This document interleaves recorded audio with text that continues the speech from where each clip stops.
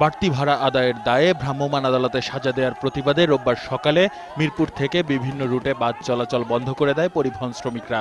তাদের দাবি, গ্যাসের দাম বৃদ্ধির পর ভাড়া বাড়ানোর সিদ্ধান্ত নেয় মালিকপক্ষ, আর তার খেসারত দিতে হচ্ছে তাদের। মালিক সমিতি ভাড়া করছে হলো 24 টাকা, ঠিক আছে, আমরা সেই অনুযায়ী ভাড়া কাটতেছি, তাতে আমাদের কোনো দোষ নেই, কিন্তু আমার মিনিস্টারে আমার ভাইকে কেন ধরে নেবে? আমরা চাকরি করি, কাজ করলে আমাদেরকে বেতন দেয় মালিক সমিতি, স্টাফ ড্রাইভারকে কেন আপনার মোবিল কোডে বসে কেন মারবে?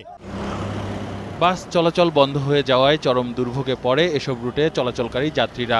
ঘন্টার পর ঘন্টা অপেক্ষার পরও অনিশ্চয়তা ছিল গন্তব্যে পৌঁছানো নিয়ে। অনেকক্ষণ দাঁড়িয়ে আছি, আমরা তো যাওয়ার খুবই কষ্ট, বাসায় কিভাবে পৌঁছাবো? ছেলেরা একটু উঠতে পারলেও তো আমরা উঠতে পারছি না। আবার একটি বাস এলেই ঝুঁকি নিয়ে তাতে চড়েছেন অনেকেই গাড়িতে চড়তে হয়েছে জানালা দিয়ে।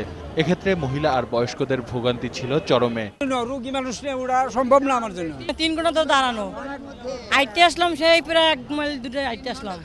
আমরা স্টুডেন্টরা পড়ছি বিপাকে, এখন না পারতেছে, ভিতরে যেতে না পারতেছে, এরপরও আমরা ফুল ভাড়া দিয়েও আমরা বাসে সিট পাইতেছি না।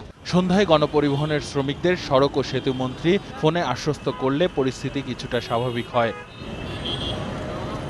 তবে ভাড়া সহনীয় রেখে তা নির্ধারণের দাবি জানিয়েছে সাধারণ মানুষ। আসিফ সুমিত, 21 টেলিভিশন, ঢাকা।